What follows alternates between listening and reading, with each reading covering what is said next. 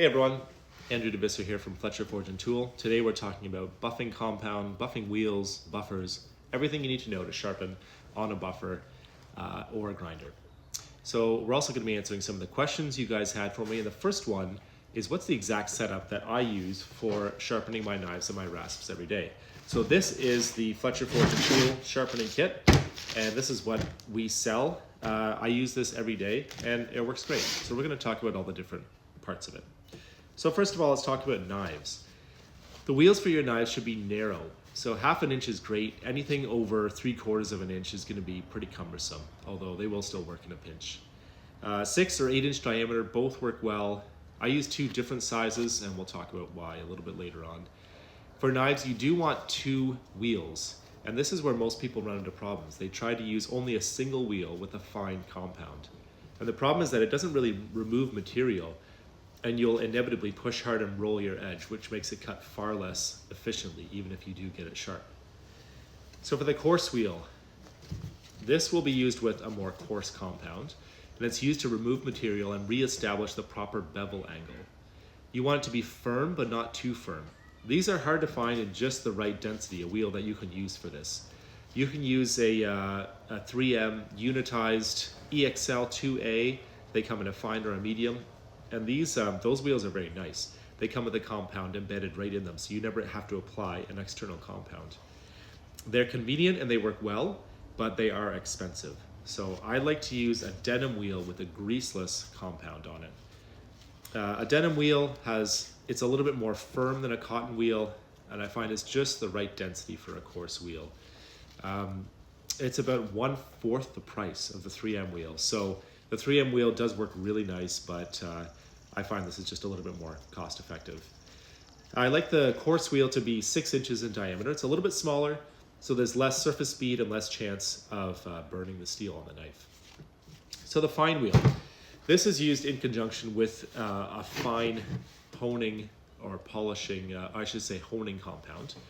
And this is used to sharpen that edge to the final sharpness and hone it a little bit. And a regular cotton wheel works really well for this. I like to use a treated wheel, which they're often yellow. They last a little bit longer and they hold onto the compound a little bit better. So I often use an 8-inch wheel here because the surface speed does not matter as much at this stage of the game. And this wheel does not tend to burn the edge of the knife with the buffing compound. And it just gets a little bit more done, and it'll last a little bit longer. So most of these wheels, most of all the buffing wheels do come prepped. You can see all that really means is just that they're fluffed up and ready to receive compound. So you can see this wheel, it's not really fluffed up, it's just smooth. And this is just as it was cut out. It's not fluffed up, so that would not really receive compound well. So if you get a wheel like that, you do need to fluff it up with a buffing rake, although a rasp will work well in a pinch. So now let's talk about these Sisal wheels. These are used for sharpening the rasps. They're tough and they're meant to cut aggressively. So here you want to stack up 2 7/8 inch wheels, and they will fluff out and be able to cover the whole width of the rasp in a single pass. And these are used with a very aggressive buffing compound. Now I like to use 8-inch wheels for these because these wheels will wear out the fastest, and this gives you a lot of life in them. You don't want these to be sewed together too tightly, or they won't be able to get in between the teeth of the rasp properly. Now when these wheels are new, sometimes they make an awful mess the first 5 or 6 times you use them, especially if they're on a full speed grinder, but a lot less if they're on a half speed, like a 1750 RPM machine. So let's talk about some compounds. There are many, many different types of compounds out there, and each company seems to have its own color coding system and naming system, and you can break them down into a few basic categories. So first let's talk about wax-based compounds. We've got a couple of them right here. So these are blocks of buffing compound, and what these are, it's an abrasive compound mixed in with a binder base, usually made out of wax and lipid. So it's just stuff that melts with heat. So when you touch the bar to a moving wheel, that creates friction, which creates heat. It sort of melts on there, and then it stays on after you remove the bar. So these come in many different grits, but what we're interested in is that there are 2 basic categories of grits. There's cutting and then there's polishing. And everything we do is going to be on the cutting side. So we're going to be using the coarsest cut for our rasps in conjunction with the Sisal wheels. And then we're going to be using the finest cut that is still on the cutting side of that equation, not into the polishing yet. So the finest cutting compound that we can get, and that's going to be used in conjunction with the cotton wheel. And that is going to be a great combination for putting that final edge onto the knife. The other type of compound is a greaseless compound. And this is still an abrasive compound, but it uses a different type of binder. So this is meant to dry onto the wheel before use. And this lasts typically a lot longer than the wax-based compounds. So I really like to use the greaseless compound in conjunction with the denim wheel, and that works really well for putting the initial edge on the knives. So to apply the initial coat, this greaseless compound, the best way that I've found and have been shown by others is to cut 2 little salami slices and then cut those up into little cubes and put those in a small container, and you can pour hot water over them and stir them, and that hot water will break down the binder and it'll turn into a bit of a paste. So don't add too much water. Once you have that paste, you can just smear it onto the wheel with your finger and just allow that to dry fully. And then once you've done that, the wheel will be ready for use. So I then take the rest of this and I chop it up into cubes, and I put it in a little container, like a Rubbermaid container or something like that, and put a little bit of water in the bottom, and the binder in this will eventually break down and turn into that paste. And that can be reapplied every time you need it. And usually it'll last about 2 to 3 weeks before needing to be reapplied.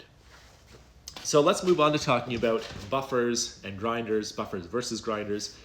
If you want to keep your knives sharp, and if you want to be able to get them sharp easily, I think you need a dedicated sharpening buffer with 2 wheels on it. It's ideal to have a variable speed buffer. If you can't get that, a 1750 RPM buffer will work great, and failing that, you can do this work on a 3500 RPM machine, but you really will have to take care, especially on the coarse wheel, not to burn that edge. A buffer versus a grinder, a buffer has longer spindles on it, so it gets your workpiece away from the motor housing, which is really nice, especially for sharpening knives, because that motor housing does tend to get in the way, especially with the 6-inch wheel. I have a variable speed buffer. I bought that at Princess Auto or Harbor Freight in the US. It was cheap. I bought it 9 years ago, I think, and it's still working great, so you don't have to break the bank. The Sisal wheels should be mounted on something with a lot of grunt to it. So I have my expander mounted on one side of my larger grinder, and I put the 2 Sisal wheels on the other. So we've talked about all these things. Where do you actually buy all this stuff? And I will be honest with you guys, this stuff is hard to find. I went to a lot of different places. I tried tons and tons of combinations. And that's the reason, to be honest, that we're selling this kit. I went down the rabbit hole of piecing all this stuff together and trying to get all the right parts and aggregating all the parts and figuring out what works. And it was a pretty frustrating experience. And by the time I figured it all out, I thought, oh, maybe somebody else wants to buy it too. So you can certainly piece this together yourself. I would try to check out your local industrial suppliers, local abrasive suppliers. The annoying thing is usually you can't find all of these things at the same place. Usually you have to go to a couple of different places and sort of piece it together. But yeah, check with those kinds of places, and they'll usually have some iteration, and sometimes it takes a little bit of messing around with before you can find out exactly what works. But once you know what you're looking for, it is usually a little bit easier to find. So hopefully that helps as well. All right, so now we're gonna go on and I'll show you my process for sharpening the knives and the rasps. What we're gonna talk about is just at a very basic level during that process, just a quick little how-to. I'm gonna drop 2 links in the description below for more in-depth videos on knife sharpening and rasp sharpening, respectively. Okay, so we're gonna go over sharpening knives and rasps. The first thing I always think about when I'm sharpening my knife is the angle. So I want to sharpen on the wheel in line with the spindle. And I always want to hold my knife at 22.5 degrees. And the way you remember that is that this is 90, half of that is 45, and then half of that again is 22.5. And so I'm going to be sharpening only the inside of my knife on the coarse wheel. And I want to sharpen until I create a bevel on the backside that I can feel with my thumb, even if I can't see it. So I'm usually going to take about 3 passes here, and then I'm going to move over to the fine wheel, load that up with compound, and I'm going to knock that burr off of the backside. I'm going to do 1 pass, being careful not to push too hard, same angle, 22.5 degrees, and then 1 fine pass on the back side again. So 3 passes each wheel total is typically enough. So if your knife is really dull, you might have to take a few more passes on the coarse wheel, but typically that'll do it. So I'm going to start this. This is a variable speed buffer, and I'm going to run it as slow as it goes for the coarse wheel so I don't risk burning my blade, but then I am going to speed it up for the fine wheel. So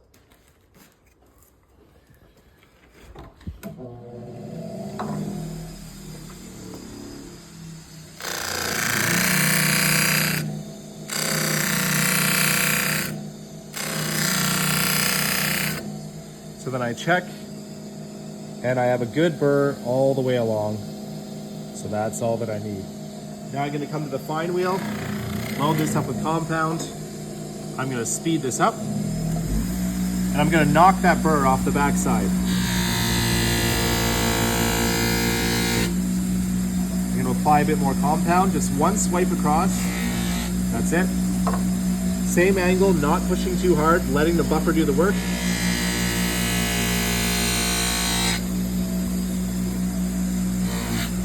And one final pass on the backside, very light.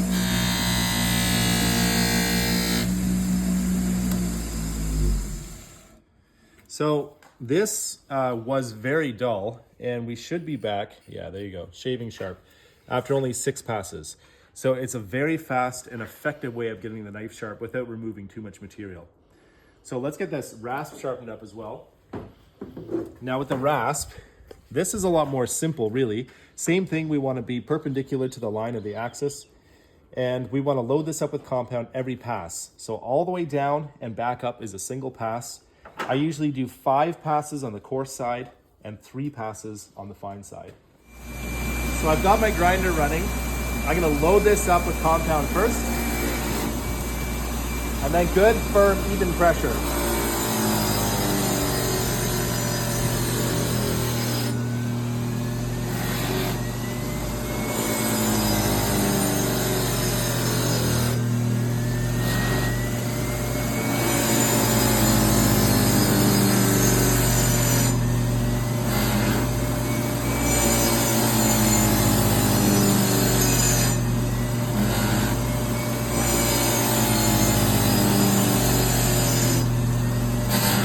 We do our 3 passes on the fine side.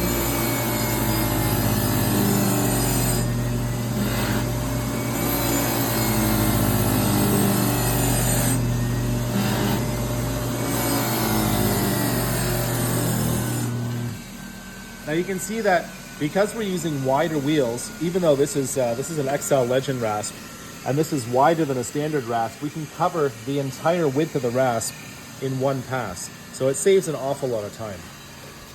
So hopefully that was helpful. I hope you guys learned something. Everything we covered today was at a very basic level. I'm going to leave some links in the description below for 2 other videos that go into more detail on both rasp and knife sharpening. So thank you very much for watching. I hope you have a good day.